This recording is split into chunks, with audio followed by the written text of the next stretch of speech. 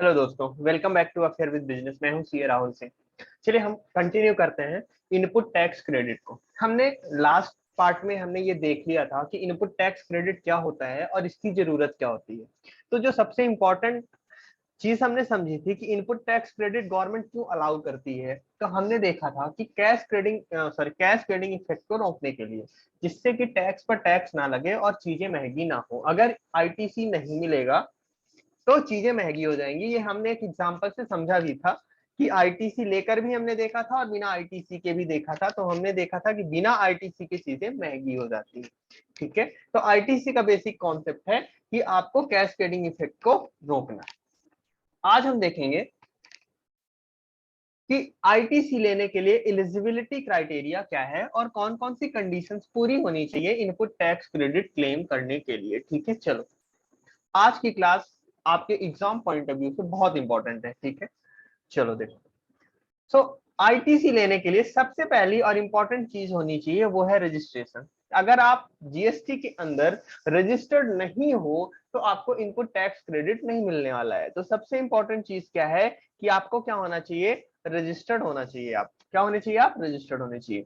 दूसरी चीज क्या है कि आपको जिस गुड्स या सर्विस की इनपुट टैक्स क्रेडिट चाहिए वो गुड्स आपका बिजनेस में यूज होना चाहिए। अगर वो चीज बिजनेस में यूज नहीं हो रही है तो उसकी आईटीसी आपको अलाउ नहीं की जाएगी। ठीक है, तो इन आईटीसी के लिए सबसे इंपॉर्टेंट चीज क्या है कि आप रजिस्टर्ड होने चाहिए जीएसटी में। ठीक है, सरकार के साथ आपकी जान पहचान होनी चाहिए। जान पहचान का मतलब है कि भाई रजिस्ट्रेशन होना चाहिए, सरकार आपको जाने कि आप कौन है। और फिर क्या होना चाहिए कि आपको आईटीसी उसी चीज का मिलेगा जिसका आप यूज कहाँ करने वाले हो, बिजनेस में करने वाले हो। इसीलिए आप पर्सनल यूज के लिए जिस चीजें खरीद के लाते हो ना, उस पर आपको आईटीसी नहीं मिलती है।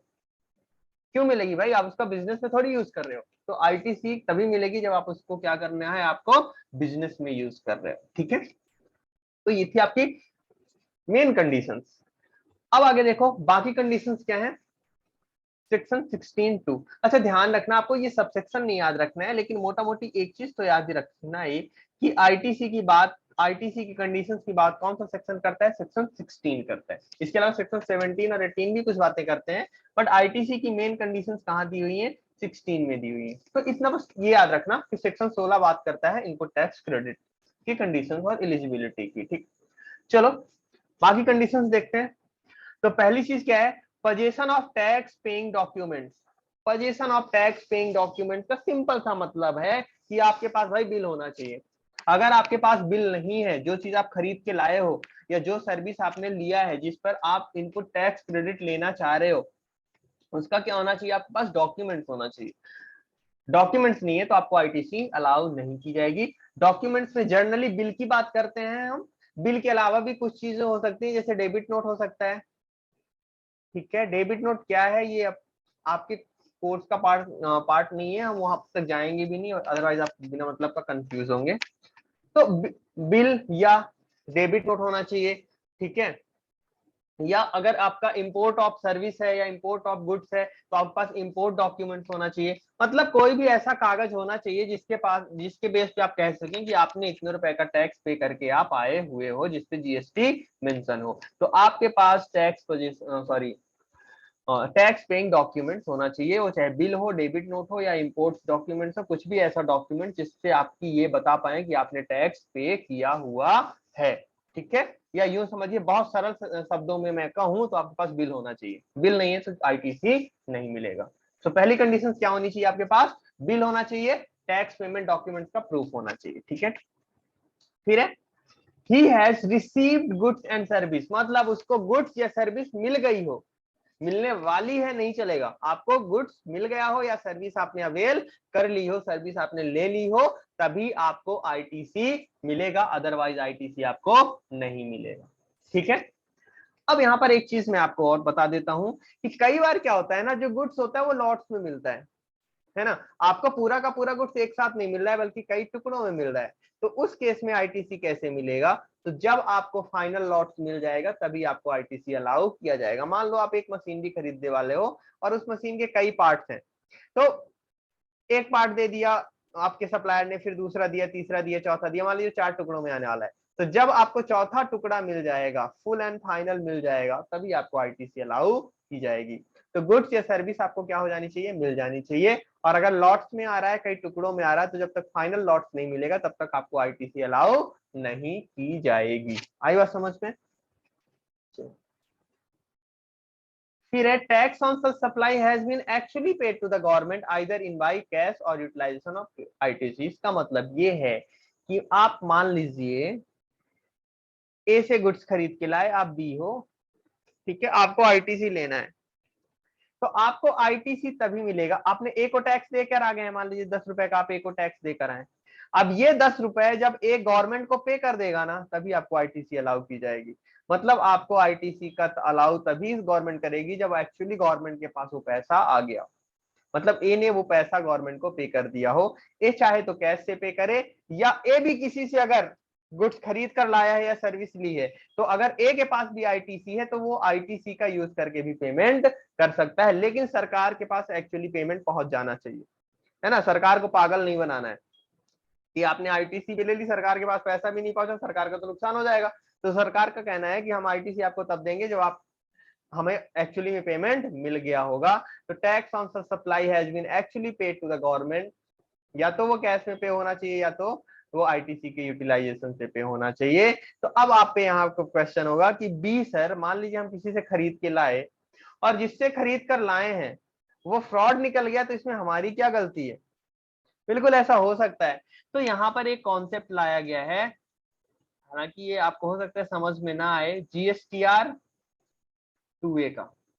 बेसिकली होगा क्या कि यहाँ पे रिटर्न होते हैं, जीएसटीआर 1 होता है, 2A होता है और जीएसटीआर 3B होता है। क्या है, जब ए अपनी सप्लाई करेगा ना, तो ए आपके बिल को अपने रिटर्न में रिफ्लेक्ट कराएगा, अपने रिटर्न में दिखाएगा, जीएसटीआर 1 जिसे हम बोलते हैं। और जैसे ही 1 में दिखाएगा ना, तो वो आपके वो ऑटोमेटिकली आपके 2A में रिफ्लेक्ट करेगा। जब 2A में रिफ्लेक्ट कर जाएगा, और आप इस बात को चेक भी कर सकते हैं कि सामने वाले ने 3B फाइल किया या नहीं किया अपना। 3B बेसिकली क्या होता है, समरी रिटर्न होता है, जिसमें ये इंश्योर हो जाता है कि टैक्स का पेमेंट हो गया है। तो आप अपने सप्लायर का चेक कर सकते हो कि उसने अपना 3B और 1 दोनों फाइल कर दिया है कि नहीं। जब फाइल कर देगा, इसका मतलब टैक्स का पेमेंट सरकार को हो गया है। तो सरकार को एक्चुअल पेमेंट होना चाहिए। हालांकि अगर आपके समझ में नहीं आया तो इग्नोर कर दो, आप तो इतना याद रखो कि सरकार को एक्चुअली पेमेंट होगा तो ही आपको आईटीसी मिलने वाला है, ठीक है। फिर है फाइलिंग ऑफ रिटर्न। आईटीसी लेने के लिए आपको अपना रिटर्न फाइल करना पड़ेगा, ठीक है। और जो समरी रिटर्न होता है ना, होते तो जीएसटीआर 1, 2A, 3B मैंने आपको अभी समझाया, ठीक है। लेकिन जो फाइनल और समरी रिटर्न होता है वो क्या होता है, जीएसटीआर 3B होता है। तो 3B जब तक आप फाइल नहीं करोगे तब तक आपको आईटीसी नहीं मिलेगी। तो आईटीसी लेने के लिए आपको क्या करना पड़ेगा, अपना जो रिटर्न है वो फाइल करना पड़ेगा। जब आप रिटर्न फाइल करोगे तो ही आपको आईटीसी मिलेगा। तो रिटर्न फाइलिंग मस्ट। तो ये 4 कंडीशंस आपकी फुलफिल होनी चाहिए। एक तो आपके पास कागज होना चाहिए, डॉक्यूमेंट्स होना चाहिए, तभी आपको आईटीसी मिलने वाला है। अगर आपके पास कागज नहीं है तो आपको आईटीसी नहीं मिलेगा, ठीक है। इसके बाद क्या है कि वो गुड्स या सर्विस आपको एक्चुअली रिसीव्ड हो जानी चाहिए तो ही आपको आईटीसी अलाउ होगा।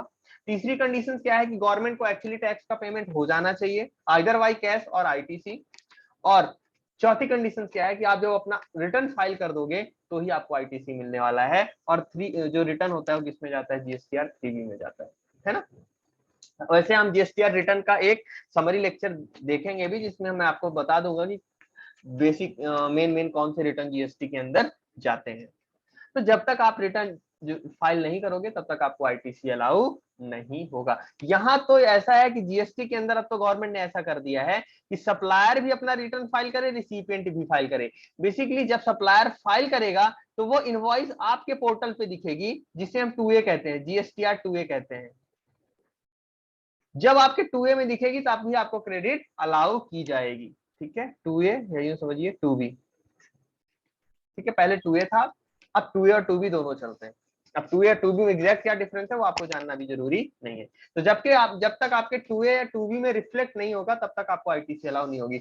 मतलब हम कह सकते हैं कि जीएसटी के अंदर आईटीसी लेने के लिए सप्लायर और रिसिपिएंट दोनों का ही रिटर्न फाइल करना जरूरी है, ठीक है। इतनी बात आई समझ में। तो क्या होना चाहिए, आपके पास डॉक्यूमेंट्स होना चाहिए, आपको एक्चुअली गुड्स या सर्विस मिल गया हो, और आप गवर्नमेंट को पेमेंट एक्चुअली हो जाना चाहिए, और रिटर्न फाइल होना चाहिए, तो ही आईटीसी मिलेगा। आई बात समझ में।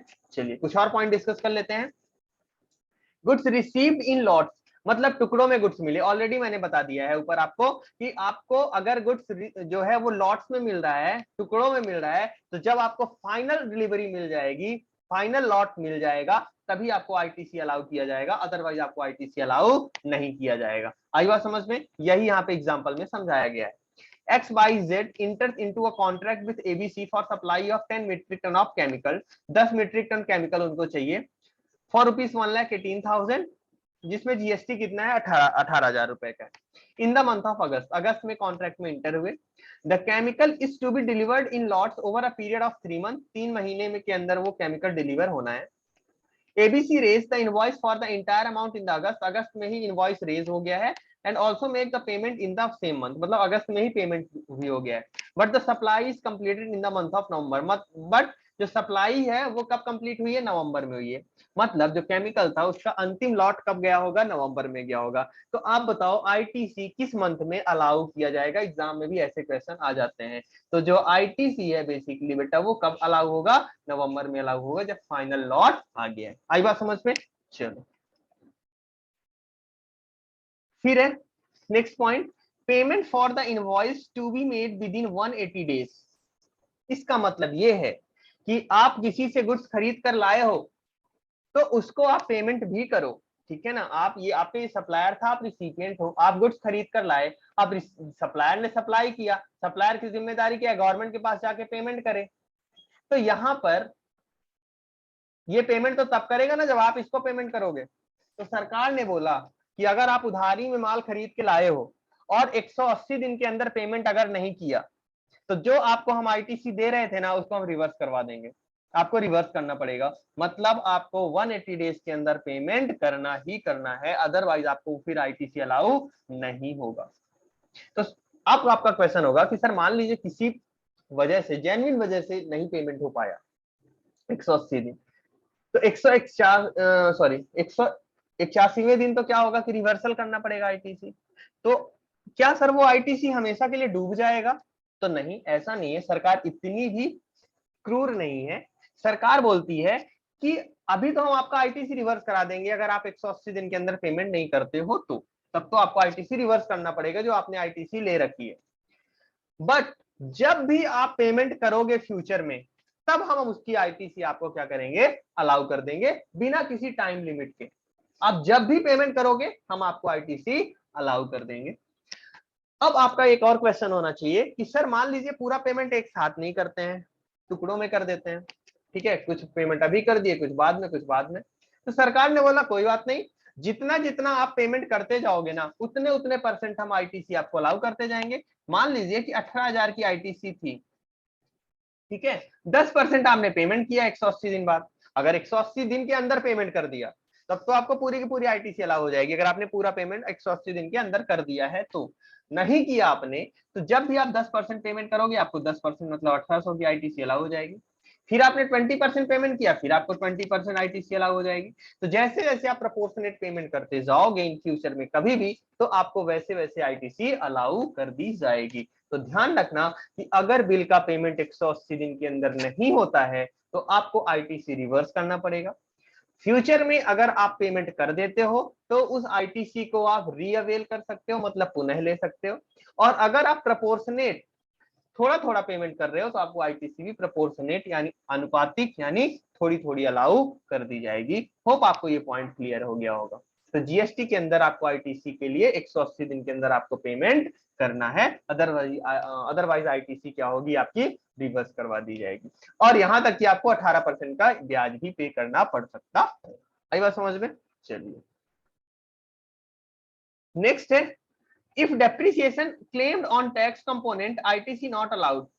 अब ध्यान से समझना कि आप मान लो कि एक गुड्स परचेस करके लाए हो 100 रुपीज का है, उस पर 18 रुपए की जीएसटी है, गुड्स आपके लिए 118 रुपए का हो गया। अब आपको इनकम टैक्स के अंदर डेप्रिसिएशन अलाउ होता है, आप लोगों ने इनकम टैक्स पढ़ा हुआ होगा, है ना। तो इनकम टैक्स के अंदर क्या होता है कि आपको डेप्रिसिएशन मिलता है। कोई भी आप एसेट खरीद कर अगर लाते हो, प्लांट मशीनरी फर्नीचर, तो आपको डेप्रिसिएशन मिलता है। अब सरकार का कहना है कि जो टैक्स वाला कंपोनेंट है ना, मतलब यहाँ पर 100 रुपए तो आपकी कॉस्ट है और 18 रुपए जीएसटी है। सरकार का कहना है कि अगर आपने जीएसटी वाले कंपोनेंट पर भी डेप्रिसिएशन का फायदा ले लिया तो हम आपको आईटीसी नहीं देंगे।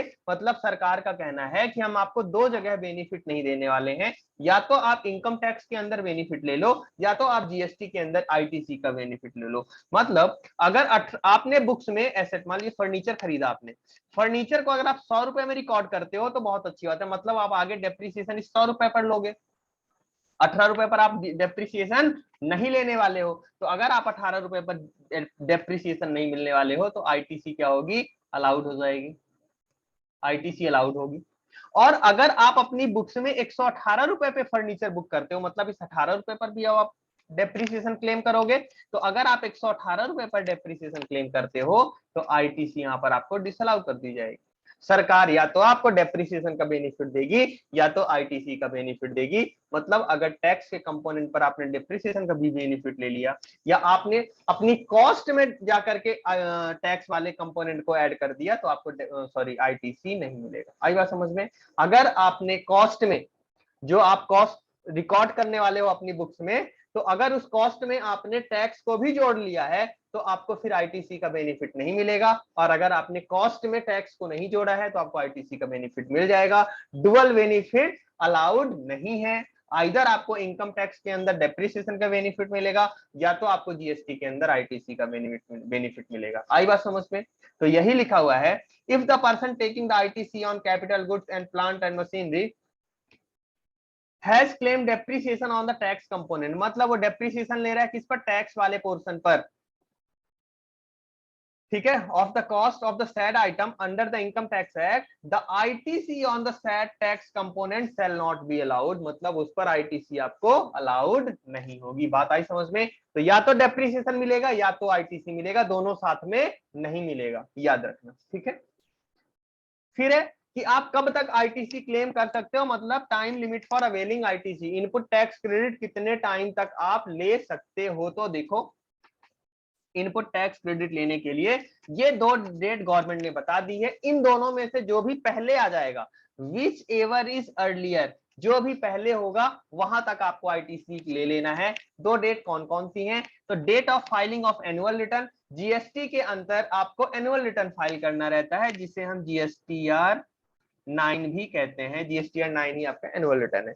तो आपकी एनुअल रिटर्न फाइल आपने जिस तारीख को किया वो तारीख, या ध्यान रखना जो आपका सक्सीडिंग फाइनेंशियल ईयर है, जो आपका आने वाला फाइनेंशियल ईयर है, वहां उस फाइनेंशियल ईयर का जो सितंबर महीना होगा ना, उस मंथ की जो ड्यू डेट होगी रिटर्न फाइल करने की, वो डेट या एनुअल रिटर्न आपने जिस डेट पर फाइल किया है, दोनों में से जो भी पहले। एग्जांपल से समझ लो, मान लो हम बात कर रहे हैं फाइनेंशियल ईयर 2021-22 की, 21-22 मतलब मार्च में खत्म हो गया, ठीक है।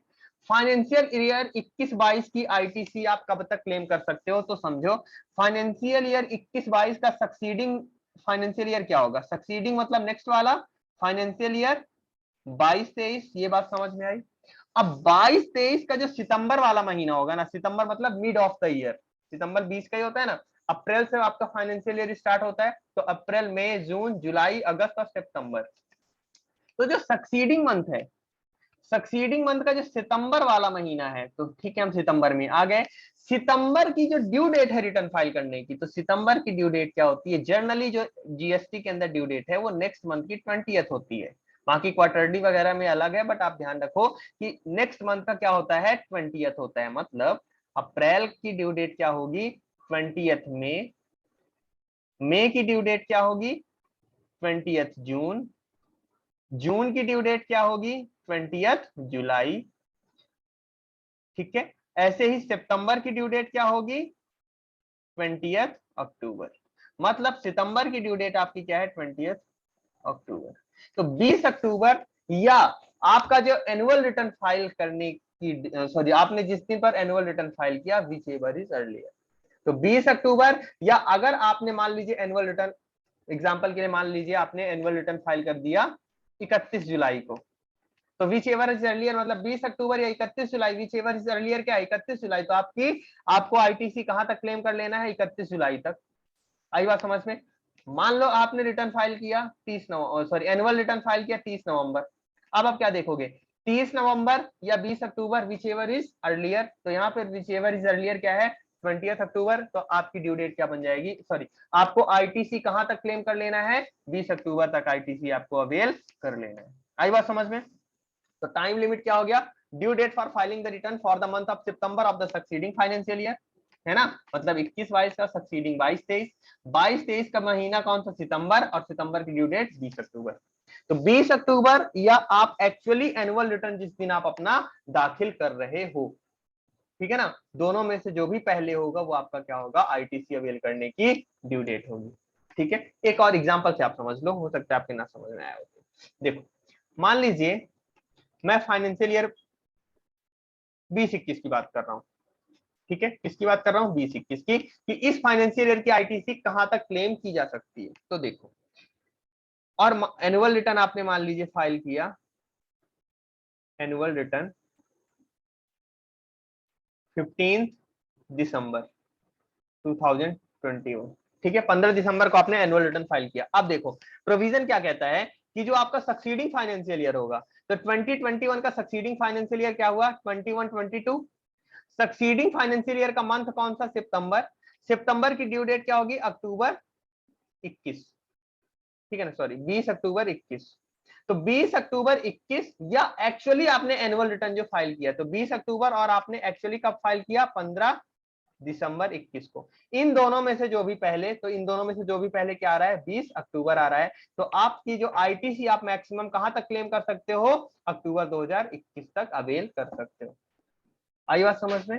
तो ये है आपका time limit for availing your ITC, ठीक है।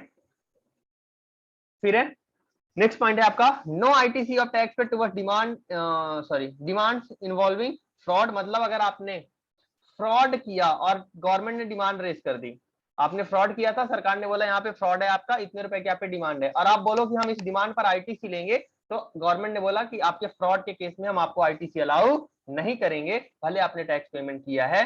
तो फ्रॉड के केस में आईटीसी क्या हो जाता है, रुक जाता है, आपका अलाउ नहीं होता है, ठीक है। नेक्स्ट है आपका restrictions of ITC on proportion between taxable supplies and business purpose. तो देखो है क्या कि मान लीजिए आपने कोई गुड्स परचेस किया है, कोई गुड्स परचेस किया और इसका आप कुछ बिजनेस में यूज कर रहे हो, कुछ पर्सनल पर्पस से यूज कर रहे हो, ठीक है। आपकी कोई ऐसी मशीन है या कुछ भी ऐसा है जिसका आप पूरी तरह से बिजनेस में यूज नहीं कर रहे हो, तो गवर्नमेंट बोलती है कि हम इसका क्या करेंगे, आईटीसी आपको प्रोपोर्शनेट ही अलाउ करेंगे। प्रोपोर्शनेट आईटीसी का मतलब है कि जितने परसेंट आपका बिजनेस में यूज कर रहे हैं आप, उतना हम आपको अलाउ करेंगे, बाकी हम आपको अलाउ नहीं करेंगे। या मान लीजिए आप कोई गुड्स परचेस करके लाते हो, उसका कुछ पोर्शन टैक्सेबल सप्लाई के लिए यूज करते हो और कुछ एग्जम्प्ट के लिए यूज कर रहे हो, तो जितने पोर्शन के लिए आप जितना पोर्शन आप टैक्सेबल सप्लाई के लिए यूज करोगे, जितने परसेंट यूज आप टैक्सेबल सप्लाई के लिए करोगे, उतनी आईटीसी आपको अलाउ होगी और बाकी आपको आईटीसी अलाउ नहीं होगी। या मान लीजिए आप कोई गुड्स परचेस करके लाते हो, कुछ दिन बिजनेस में यूज करते हो और कुछ दिन बाद उसको आप पर्सनल यूज में ले लेते हो, तो उस केस में भी आपको केवल प्रोपोर्शनेट आईटीसी अलाउ होगी, पूरी की पूरी आईटीसी अलाउड नहीं होगी। तो ये थी आपकी बेसिक कंडीशंस आईटीसी अवेल करने के लिए, ठीक है। एक बार शॉर्ट में जल्दी से रिवाइज कर लेते हैं। तो देखो, आपको इनपुट टैक्स क्रेडिट क्लेम करने के लिए क्या चाहिए, सबसे पहले तो आपके पास क्या होना चाहिए, रजिस्ट्रेशन होना चाहिए, और आप जिस चीज की इनपुट टैक्स क्रेडिट क्लेम करने वाले हो उसका आपका यूज कहाँ होना चाहिए, बिजनेस के अंदर होना चाहिए। अगर आप बिजनेस में यूज नहीं कर रहे हो तो आईटीसी अलाउड नहीं होगी। फिर क्या है, 4 कंडीशन इंपॉर्टेंट थी, क्या था, आपके पास क्या होना चाहिए, डॉक्यूमेंट होना चाहिए, मतलब आपके पास बिल होना चाहिए, तभी आपको आईटीसी अलाउ होगा। फिर आपको गुड्स या सर्विस रिसीव हो जाना चाहिए, अगर आपको गुड्स या सर्विस रिसीव नहीं हुआ है तो आपको आईटीसी अलाउड नहीं होगी। टैक्स का पेमेंट गवर्नमेंट के पास एक्चुअली हो जाना चाहिए। फाइलिंग ऑफ रिटर्न, मतलब जब तक आप रिटर्न फाइल नहीं करोगे आपको आईटीसी अलाउड नहीं होगी। गुड्स रिसीव्ड इन लॉट्स का मतलब है कि अगर आपको गुड्स टुकड़ों में मिल रहा है तो जब तक फाइनल लॉट, फाइनल डिलीवरी नहीं होगी आपको आईटीसी अलाउड नहीं होगी, फाइनल डिलीवरी के बाद ही आपको आईटीसी अलाउड की जाएगी। फिर है आपको जो आपका बिल है उसका पेमेंट विद इन 180 डेज हो जाना चाहिए, अगर आप 180 दिन में पेमेंट नहीं कर रहे हो तो आपको आईटीसी अलाउड नहीं होगी। हालांकि आप 180 दिन बाद जब भी पेमेंट करते हो तो आपको आईटीसी अलाउड हो जाएगी। अगर आप प्रोपोर्शनेट पेमेंट कर रहे हो तो आपको प्रोपोर्शनेट ही आईटीसी अलाउड होगी, मतलब जितना जितना पेमेंट आप करते जाओगे आईटीसी भी उतना अलाउड होती जाएगी। फिर तो आपको कि आपको डुअल बेनिफिट नहीं मिलेगा, अगर आपने डेप्रिसिएशन क्लेम कर लिया है टैक्स वाले कंपोनेंट पर, ध्यान रखना टैक्स वाले कंपोनेंट की मैं बात कर रहा हूं, तो अगर आपने जो जीएसटी पे किए हैं और उस पर भी आपने डेप्रिसिएशन क्लेम कर लिया है तो आपको आईटीसी अलाउड नहीं होगी। मतलब गवर्नमेंट आपको डुअल बेनिफिट अलाउड नहीं करने वाली है, या तो आप इनकम टैक्स के अंदर डेप्रिसिएशन का बेनिफिट ले लो या तो आप आईटीसी का बेनिफिट ले लो, दोनों बेनिफिट आपको मिलने वाले नहीं है। तो अगर आपका जो टैक्स कंपोनेंट है वो आपकी एसेट की कॉस्ट का पार्ट बन जाता है तो आपको आईटीसी फिर अलाउ नहीं होगा, और अगर एसेट की कॉस्ट का पार्ट आप नहीं बनाते हो तो आपको आईटीसी अलाउड हो जाएगा। फिर है कि टाइम लिमिट, आप कब तक आईटीसी क्लेम कर सकते हो, तो आपका जो सक्सीडिंग मंथ होगा, मतलब जो सक्सीडिंग फाइनेंशियल ईयर है, जो नेक्स्ट फाइनेंशियल ईयर है उसका कौन सा महीना, सितंबर। ध्यान रखना मिड ऑफ द ईयर, सितंबर महीने की जो रिटर्न फाइलिंग की ड्यू डेट होगी that is 20th October. So 20th October और एक्चुअली एनुअल रिटर्न फाइल, जिस डेट पर आपने एक्चुअली एनुअल रिटर्न फाइल किया है वो date whichever is earlier, दोनों में से जो भी पहले होगा वहां तक आप आईटीसी क्लेम कर सकते हो। अगर आपके फ्रॉड के कारण आपको टैक्स पेमेंट करना पड़ा है तो उस टैक्स पेमेंट का आपको आईटीसी अलाउड नहीं होगा। और अगर आपने कोई चीज प्रपोर्शनेट यूज की है टैक्सेबल सप्लाई और एग्जाम सप्लाई के बीच, या टैक्सेबल सप्लाई और बिजनेस यूज है फिर पर्सनल यूज आपने कर लिया है, तो उस केस में आपको केवल प्रपोर्शनेट आईटीसी ही अलाउड होने वाला है, पूरा का पूरा आईटीसी अलाउड नहीं होगा। तो ये था आपका सेक्शन 16 जो बात करता है आपका eligibility and condition for availing ITC. ठीक है, नेक्स्ट पार्ट में अपन कुछ जगह ऐसा है जहां पर आपको आईटीसी गवर्नमेंट ने रोक दिया है कि हम आपको आईटीसी देंगे ही नहीं, और आईटीसी से रिलेटेड बाकी चीजों पर बात करेंगे। थैंक यू दोस्तों, थैंक यू सो मच।